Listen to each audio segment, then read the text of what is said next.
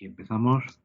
Bueno, buenos días y buenas tardes. Un placer compartir un rato con dos amigos, un amigo español peruanizado y un amigo peruano españolizado, con lo cual estamos convergiendo y bueno, y yo que soy un exiliado de ambas partes. Eh, Estamos con Javier Urios, el director general de la Cámara de Comercio de España en Lima, que es el español peruanizado, y con Jorge Melo, Coco para los amigos, el presidente de Responde, una compañía de consultoría peruana, limeña, especializada especialmente en temas de responsabilidad social corporativa, de los que vamos a charlar un rato entre los tres. Entonces, primera pregunta, primer comentario totalmente abierto. ¿Cuál es vuestra visión del Perú y, si queréis, en general de Latinoamérica respecto a los temas de responsabilidad social corporativa? ¿Qué tiene de moda? ¿Qué tiene de necesidad? ¿Qué tiene de sorpresa? ¿Cómo veis al Perú adaptándose a esto que hay tanta literatura, pero bueno, que requiere una aplicación y una estrategia? ¿Quién dispara? Yo me lanzo a disparar primero. Bueno, muchas gracias, Serafín, por la oportunidad de poder compartir con Xavier, con quien conversamos casi 5 veces al día, ¿no? Sobre estos temas. El Perú es un país que tiene muy pocas empresas grandes, muy pocas empresas grandes, y fundamentalmente es un país que tiene muchísima informalidad, casi el 70% de la masa laboral y quizás algo más a nivel empresarial. Entonces es una situación muy peculiar la que tenemos, porque eso a su vez nos lleva al tema de la responsabilidad social de las empresas, o que yo voy a utilizar el concepto más de sostenibilidad en las empresas, donde está enfocada en las empresas grandes, ¿no? Nosotros trabajamos los temas de consultoría precisamente, y parte de nuestra tarea es identificar nuestro mercado, ¿no? Y está allí, o sea, empresas medianas o pequeñas, salvo que sean impulsadas fundamentalmente por estas empresas grandes como tractores en su cadena de valor, es decir, las que están en el mundo B2B, es muy poco lo que tenemos de desarrollo, a pesar de que estos temas de sostenibilidad tienen pues unos 15 años más o menos, y también, casi me voy a adelantar, pero más adelante lo abordaremos, y muy bajo la sombra, no la sombra, pero sí muy bajo el referente del modelo español, ¿no? España es, ya sea porque es el primer inversor en el Perú y por tanto las empresas grandes han sido españolas, digo han sido porque obviamente la dinamización del mercado ha hecho que ya sean mucho más internacionales, ¿no? Han sido las que han servido de locomotora, y los referentes que tenemos son fundamentalmente las buenas prácticas de las empresas españolas, y por eso es que, y aquí le voy a dar el pase a Xavier, porque precisamente entonces la Cámara Española en esa línea también ha venido trabajando en los últimos años. Sí, decíamos fuera de grabación, hablar de los temas e evitar hacer, como dicen en Perú, el publicherry. Pero sí, yo creo que lo más simpático en temas de sostenibilidad que hemos hecho en la Cámara los últimos 12 años es generar espacios de discusión, ¿no? Como decía muy bien Jorge, generar espacios alturados donde poder conversar durante 10, 15, media hora, una hora, al margen de la presión de resultados y agendas complicadas. Quizás efectivamente ha sido muy interesante ver el tránsito que ha hecho Perú, y hablo en el marco territorial que me toca a mí. Quizás hay evoluciones diferentes en otros países, algunos más adelantados, quizás Chile, Colombia, Brasil, por supuesto, otros quizás en ralentí o a otra velocidad, Bolivia, Paraguay, Ecuador, por hacer comparaciones, ¿no? Pero es interesante ver cómo hace 12 años fue rompedor, fue llamativo cuando se empezaba a hablar de responsabilidad social. De hecho, nos costó quitar el apellido empresarial 3, 4 años. Cómo fue migrando lentamente al tema de sostenibilidad, y cómo ahora nos encontramos algunos luchando por imponer o por promover, mejor dicho, ese término más amplio, más ambicioso, quizás más ilusionante, de la conducta empresarial responsable, ¿no? Eso que marcaría ese gran paraguas que nos permitiría ya empezar a hablar con palabras mayores, con alineamientos también nivel Naciones Unidas, principios rectores, empresas de derechos humanos, ¿no? Y una serie de aterrizajes concretos donde quizás aquellas primeras herramientas hace 14 años que tú bien conoces, Serafín, cuando empezábamos a promover la calidad como una clave no solo de resultados, sino del trabajo bien hecho, sentido de responsabilidad, implicaba calidad cuando empezábamos con las primeras ISOs. Hoy poder levantar que la mejor empresa es la que puede, sobre todo, presentar a sus dueños, accionistas, unos informes anuales en debida diligencia en derechos humanos como la mejor garantía de riesgos y al mismo tiempo convertirse claramente en el aliado de transformación social, es decir, organizaciones de intereses privados lucrativos que se miden constantemente en las variables básicas de derechos humanos como la mejor herramienta de protección. Yo recuerdo una anécdota en uno de los primeros desayunos que hacíamos para intentar levantar el tema hace ya 4 años.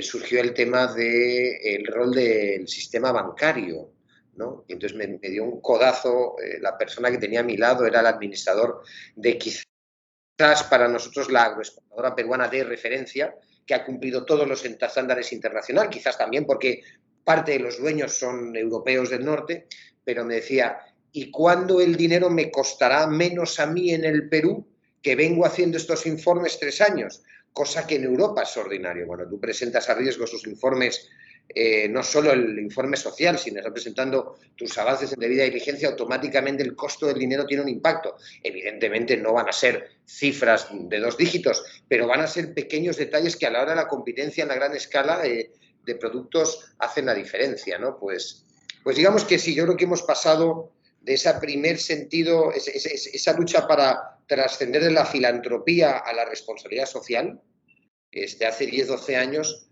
yo sí creo que, por lo menos en espacios quizás todavía pequeños, como indicaba Jorge, sí estamos encontrando un interés por empezar a hablar de CER, de conducta empresarial responsable, como herramienta de gestión. La semana pasada tuvimos una experiencia, claro, para nosotros muy ilusionante, absolutamente única todavía, pero un banco nos pidió ayuda para acompañarles en su primer taller interno de línea de base en debida diligencia de derechos humanos. Y fue, la verdad, que emocionante tener a todas las unidades del negocio, y además no solo un banco, una corporación financiera, con su call center, con su microfinanciera, y la respuesta de los asistentes era decir, esto es lo que hace falta, ¿no? Es decir, el propio empleado. Entonces, bueno, no sigue siendo muy aislado, muy simbólico, pero bueno, pues esa luz de esperanza para seguir.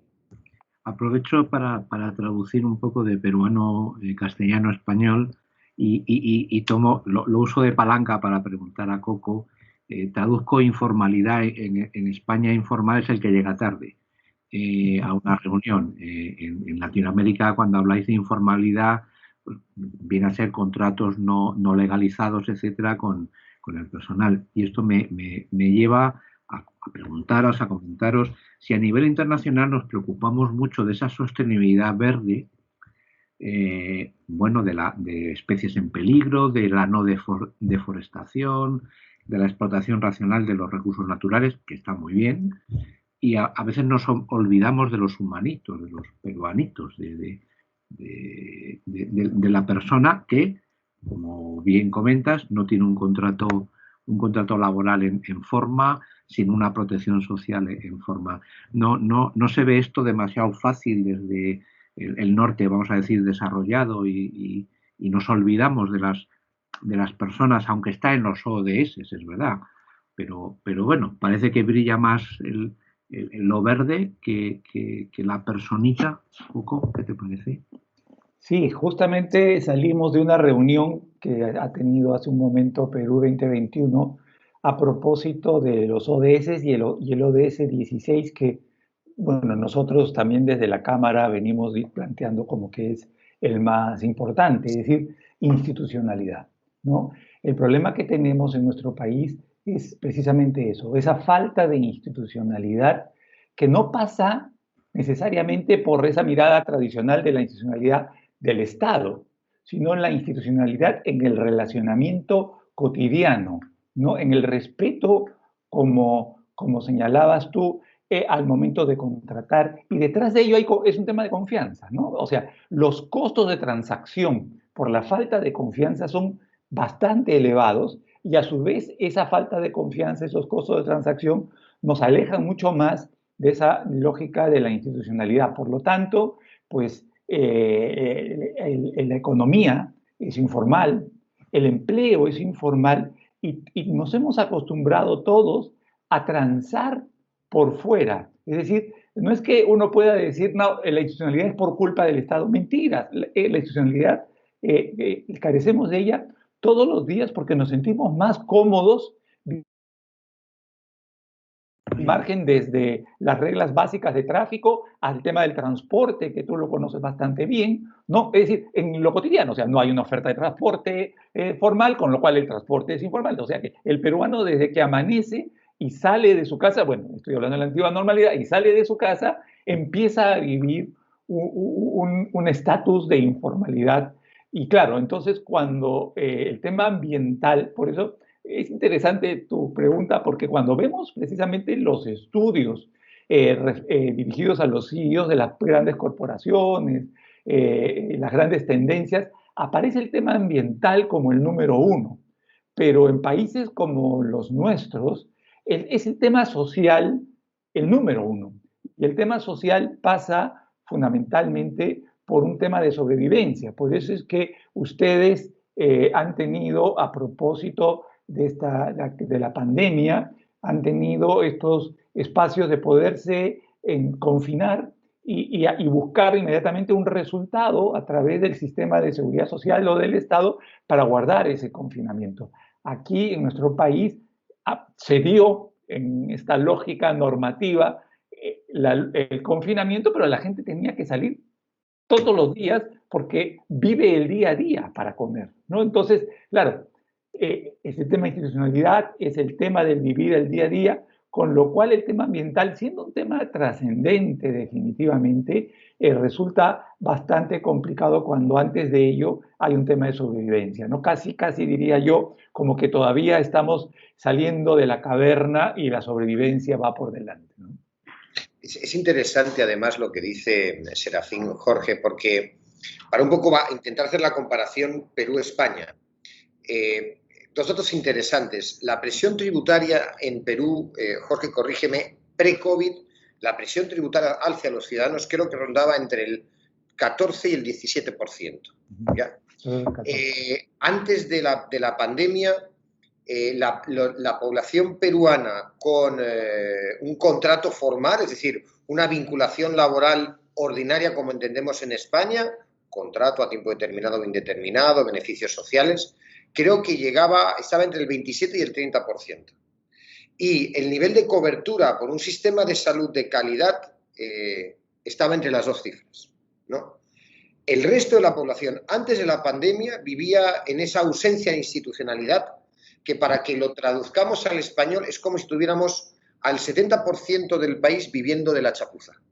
Históricamente, generación tras generación. El impacto de la pandemia, es decir, ahora, digamos, puede ser más comprensible a un peruano, a un español, porque en Perú el problema no es el nivel de contagios, la tasa de mortalidad. El tema es la presión sobre las UCIs, porque no hay textualmente bombonas de oxígeno, no hay camas. No es que tengamos una emergencia en correlato población, sino no tenemos una infraestructura, porque desde el origen tenemos el concepto de ciudadano portador de derechos y obligaciones, y estoy metiendo ahí a la Hacienda, el pago a Hacienda, todos pagamos impuestos, es menor, pero no porque sean malos, porque vivan de la chapuza, porque es más cómodo, sino porque el sistema no ha conseguido insertarlos, tener una inserción plena en la ciudadanía, ¿no? Imaginémonos si nos traemos al día de hoy en mitad de la tercera ola. Es sorprendente la importancia que veo tienen las culturas, porque al fin y al cabo, si yo no recuerdo mal, tanto Coco como Xavier, el Perú tiene legislado todo la vida y por haber, es decir, tiene un cuerpo legislativo equivalente a cualquier país europeo, pero sin embargo no es suficiente, evidentemente, para que la institucionalidad se imponga. Luego, en mi opinión, y os pido la vuestra, parece que el gap, el déficit, es un tema cultural, que me imagino además que son los más difíciles de arreglar, ¿no? Sí, justamente la OCDE en octubre del año pasado presentó un estudio a propósito del tema de compliance y el tema de derechos humanos, y lo que determinó es que nuestro marco normativo era un marco normativo bastante completo, ¿no? O sea, no va por el lado de las normas, sino va más bien por el lado del cumplimiento de las normas, ¿no? Pero un cumplimiento que va desde el propio Estado, porque nuestra carencia de institucionalidad pasa porque el Estado mismo no puede cumplir las normas que aprueba, ¿no? Y aquí voy a tomar el ejemplo que te preocupaba o mencionabas a propósito del medio ambiente, ¿no? Si el Estado dice que todas las provincias necesitan tener por lo menos un relleno sanitario, fíjate, para el manejo de los desechos, y eso no existe, salvo con provincias, la capital y algunas otras muy pocas, ya de por sí el mismo Estado está incumpliendo en el poder manejar la cadena de los desechos, ¿no? Entonces, eso por allí y todas las medidas en general vinculadas a los temas de seguridad y de salud ocupacional. Entonces, sí, definitivamente es un tema de cumplimiento, es un tema cultural, como tú mencionas, pero no sé por qué deben haber otras razones. Javier para eso es más o mejor analista que yo, pero nuestro nivel cultural respecto a los demás países de la región es inferior. Es decir, los demás países de la región tienen unos niveles de formalidad superiores al nuestro, tienen unos niveles de ciudadanía superiores al nuestro. Y allí sí no termino de entender por dónde es cuál es la raíz del problema, pero no es un tema regional definitivamente. Lo es en cierta forma, pero nuestro retraso, incluso con países que tienen menores niveles de desarrollo y con países que tienen una situación económica más precaria que nosotros, tienen mejores niveles de ciudadanía y tienen una lógica cultural de mayor cumplimiento que la nuestra. ¿Qué te parece, Javier? Sí, quizás para complementar, como respuesta empresarial, respuesta sociológica, ¿no? Para no mezclar. Perú ocupa, de los últimos 20, desde que está la prueba internacional de educación comparativa mundial, el penúltimo lugar en América Latina en resultados. Creo que la última vez hemos subido al antepenúltimo puesto. Pero, y lo digo con todo cariño hacia Haití, pero digamos, estamos más cerca de Haití, que quizás tenga parámetros africanos, en el sentido, lo digo con todo cariño, que parámetros latinoamericanos. Eso es a nivel de educación. Por lo tanto, la perspectiva del nivel de formación para la vida, para el trabajo, para la ciudadanía de los peruanos está de los más bajos de América, no solo para el trabajo, sino para todo, ¿no? La construcción de la ciudadanía es complicado por eso. Segundo, dato importante, es una perspectiva empresarial o discurso empresarial, tenemos una disociación de los corredores económicos y de corredores de exclusión. Es decir, si tú en la línea alta de la sierra tienes una mina, o al otro lado de la sierra, en la Amazonía, tienes buenos yacimientos de petróleos, quizás puedas establecer un corredor económico-comercial a partir del punto de origen por extracción de minerales, que con un buen manejo de autoridades de empresas puede generar un eje de desarrollo. Sí, pero tienes otros tantos ejes donde no tienes esa minería desarrollada porque no se ha podido, porque no hay recurso, porque hubo un conflicto y se canceló. Entonces, ¿no? Segunda cosa. Tercera cosa, yo siempre comparé, en una etapa de mi vida me tocó viajar mucho a Colombia.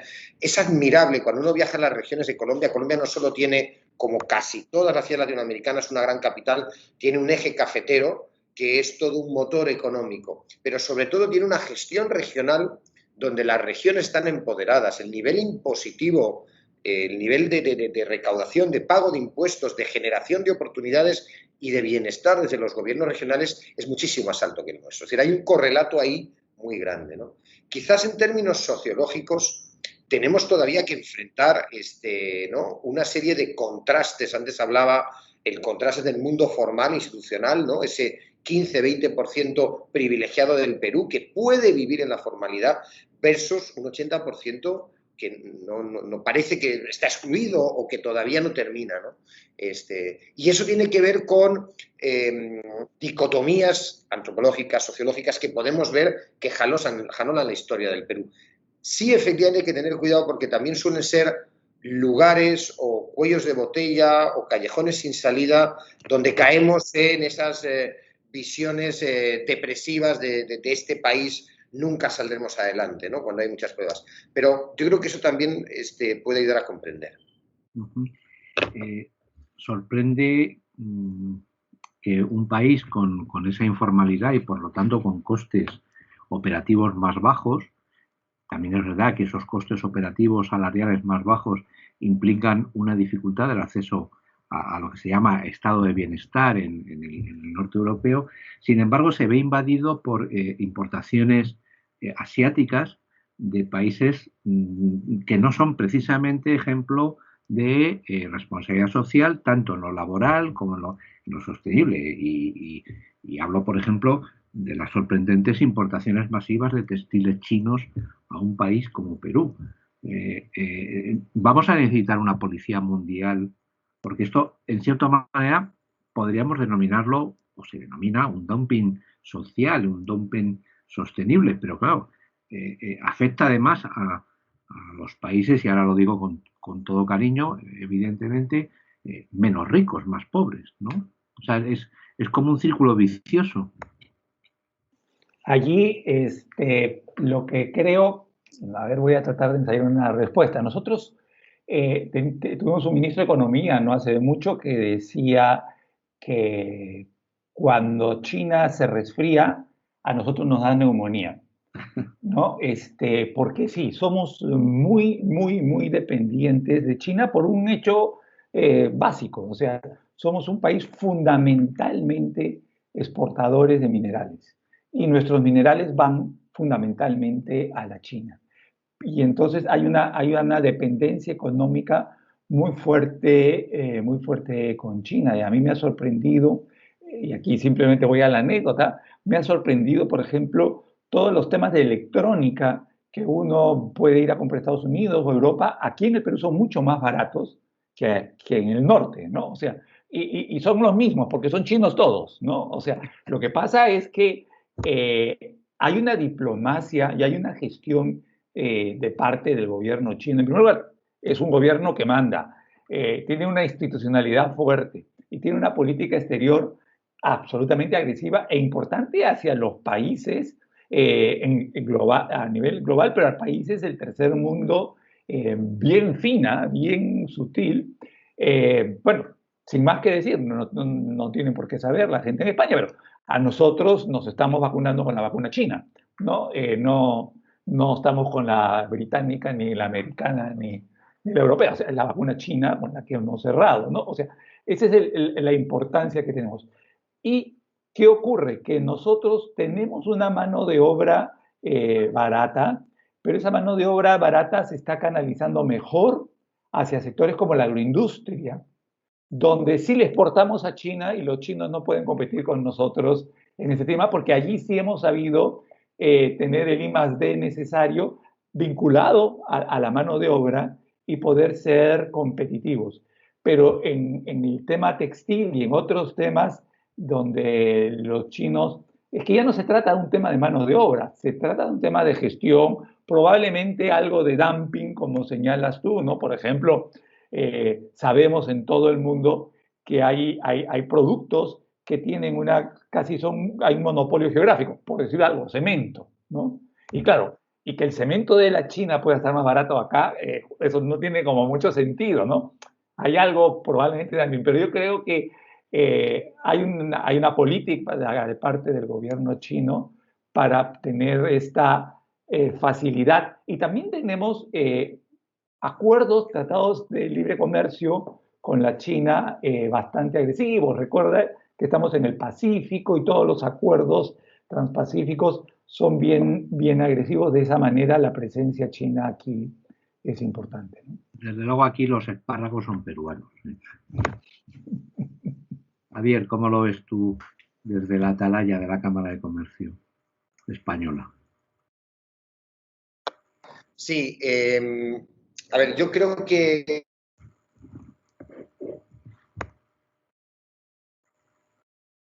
Se nos coló ahí Javier. Se nos quedó congelado, Javier. ha quedado. ¿Me oyen ahora? Ahora sí, ya, te recuperamos. Perdón. Sí, me están trayendo el cable, se me había olvidado, pero es decir, hay que ser sinceros. Tenemos regímenes socioeconómicos en países claramente definidos donde la sociedad del bienestar o el modelo económico neoliberal están puestos en la Constitución. El gran, para mí, dilema del Perú es que tiene un modelo constitucional que promueve una sociedad de mercado liberal. Entonces, ¿cómo compaginas eso con políticas proteccionistas? ¿No? Máxime en un sector que tiene una simbología muy importante, porque fue uno de los espacios de mayores crisis en los años 80 en el Perú, y con varias derivadas que habría que tener para analizarlas, y al mismo tiempo el surgimiento de los emprendedores de hoy, que pueden ser una alternativa de futuro, transición de los informales a lo formal. Pero el problema que tenemos es de coexistencia. Yo tengo un modelo económico liberal y entonces tengo salvaguardias comerciales, ¿no? Y en cambio no quiero que me la pongan a mi uva que llega para el Año Nuevo Chino. Es un tema delicado, ¿no? No quiero, creo que es complicado, no creo que es más sofisticado el comentario. Y veis que el archifamoso tema de los ODS puede ser una palanca de lanzamiento para países como el Perú o puede ser un lastre. Si quitamos el buenismo, es verdad que todo lo que es pues no afectar al medio ambiente, etcétera. O sea, no me gustaría ser el europeo hipócrita de lo que os decía antes, ¿no? Pues cuida la selva, los monitos, todo eso que está muy bien para que yo vaya como turista, claro. Pero los ODS van a ser una oportunidad o pueden convertirse en un lastre que aún ralentice más determinadas economías. Yo creo, sí, definitivamente que sí pueden ser una oportunidad porque en primer lugar los ODS nos plantean una agenda, es una herramienta de trabajo donde los gobiernos, y en el caso de los nuestros, pueden priorizar. A mí me sorprende gratamente, y además lo comento por calles y plazas, cuando veo que el gobierno, en el caso de España, hace de los ODS su bandera, donde vemos a los ministros, al presidente de gobierno o en la Moncloa, el tema de los ODS por delante. Y eso es bastante, bastante positivo. Nosotros, a nivel del Estado, todavía lo tenemos bastante, llamémosle, verde, todavía muy crudo. Pero si hay la posibilidad de incorporar al sector privado en poder generar otra vez el tractor, ¿no? En nuestro país es bien complicado porque el sector privado resulta siendo muy importante para los temas de desarrollo. Como tenemos esta precaria institucionalidad, y cuando digo precaria institucionalidad estoy hablando de capacidades dentro del Estado para hacer cosas, y tenemos en el sector privado bastante buenas capacidades que pueden ayudar, no solamente a partir de que, porque lo dice el ODS 17, sino que más allá de que existiera o no, existe una realidad que hace que el sector privado pueda ayudar. Yo creo que parte del desarrollo importante que tiene el Perú en estos últimos 20 años, por ejemplo, ha sido el incremento y mejora sustantiva de los servicios públicos ofrecida por el sector privado a través de concesiones por empresas españolas que llegaron al Perú para promover y desarrollar los mejores servicios públicos como se puede tener en España o en el resto del mundo, ¿no? En energía, en telecomunicaciones, en transportes, en una serie de actividades. Parte del desarrollo nos ha venido desde el sector privado. Antes se consideraba en el Perú que lo que es estratégico tiene que estar en manos del Estado. O sea, no se pensaba en el ciudadano, ¿no? Y yo por eso insisto que los ODS pueden ser una muy buena herramienta precisamente para que el Estado, como nos plantean los principios rectores en empresas de derechos humanos también, que el Estado sea mucho más tolerante en aceptar en que el sector privado puede ayudar en la agenda del desarrollo y que no es solamente una agenda única de parte del Estado y que por tanto, como es el único que lo tiene que hacer y no lo puede hacer, todos estamos perjudicados. Creo que eso de incorporar al sector privado en el impulso del desarrollo, creo que es una buena recomendación que nos viene por ODS. En esa línea estaba, perdona Xavier, que el tema que yo oí por primera vez en Perú de obras por impuestos, ¿no? De alguna manera, si la capacidad recaudatoria del país no es totalmente eficiente, pues sustituir los pagos regulares por infraestructuras. ¿Eso ha funcionado? ¿Sigue funcionando correctamente? Tuvo su momento álgido en el lanzamiento y hubo una serie de proyectos emblemáticos que dio lugar, que terminó generándose hasta un gremio, Aloxi, de empresas promoviendo obras por impuestos, ¿no? Empresas grandes, ¿no? Es cierto que seguido ese primer momento de éxito, como todo en los países en vías de institucionalización, tuvo un gran parón y una caída. Ahora, por ejemplo, están otra vez reactivándose por inversión, hace presentaciones de cartera de proyectos de obras por impuestos.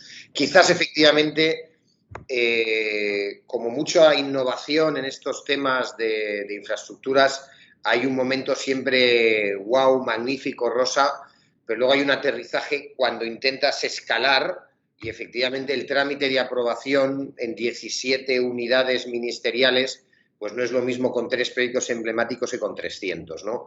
También tuvimos una experiencia de cómo premiar el I+D+I en las empresas, pero lo que nos dimos cuenta es que no se había hecho una buena inducción a SUNAT, a la hacienda peruana, para que lo impulsara y pudiera concretar el beneficio tributario, ¿no? Yo creo que hay muchas iniciativas, ¿no? Con todas las limitaciones y todos los fracasos, quizás obras por impuestos sea algo que se va a quedar y se va a ir mejorando, quizás también adecuando, quizás hubo un momento también de generación de mercado artificial. Yo sí te quería decir algo que me parece importante para también ver un poco de optimismo, ¿no? Es normal que desde el norte, desde España, digamos que la aplicación lineal de ODS a países en vías de desarrollo, emergentes, pueda parecer que establecemos, les obligamos a estándares de países maduros cuando no lo son.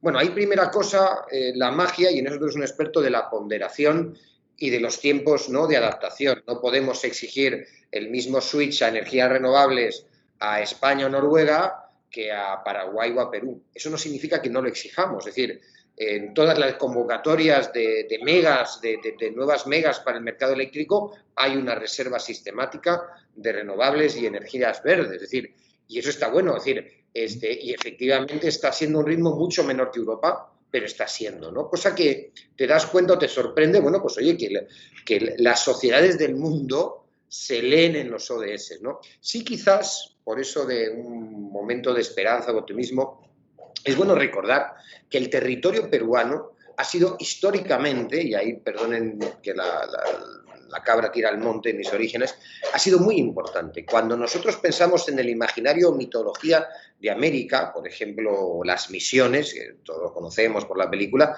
el laboratorio de las misiones se hizo en Juli, en un territorio de la sierra peruana actual. Es decir, la conceptualización de ese modelo socioeconómico, exitoso no, pero impactante en los territorios latinoamericanos, se hizo en el Perú.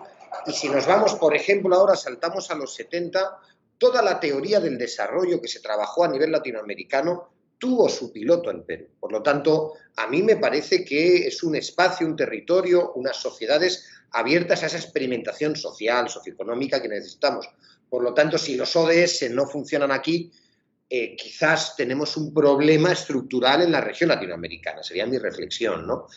Y luego otra cosa importante para desconfiar del sobrejuicio de hombres del norte, y me hablo también por mí mismo. Yo creo que es central que en el tema de los ODS tengamos una referencialidad cercana o de proximidad. Es decir, necesitamos en el ámbito no solo público sino privado referentes concretos, tocables de la innovación y de lo que traen los ODS. Es decir, estamos obligados, si un país queremos que se apropie la Agenda 2030, que haya un determinado número de líderes sociales que den un paso adelante en cada ODS. Hoy teníamos, Jorge y yo participamos, una reunión de la Organización Nacional que lidera con Naciones Unidas, el ODS 16, que es nuestro favorito, y bueno, pues ver a un Óscar Caipo, que es un líder histórico del Perú, hablando de integridad, es una cosa ciertamente importante, ¿no? Es decir, venimos de tener la reunión anual de ejecutivos en enero, el tema ha sido propósito, es decir, y creo que es importante esa referencialidad cercana.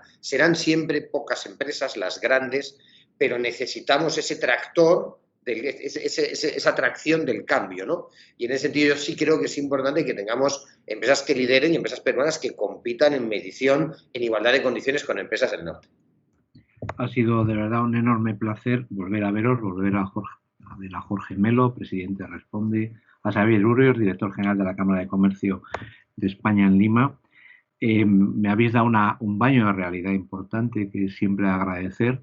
No me gustaría acabar sin resaltar que el Perú es un gran país al cual yo amo, de verdad, y que quizás mi mala relación viene de la rabia que da que con toda la potencialidad de recursos humanos, energéticos y naturales, el Perú, vamos, tenía que dejar tirado a Alemania, que hace un frío tremendo y hablan muy raro, y sin embargo no lo conseguimos entre todos.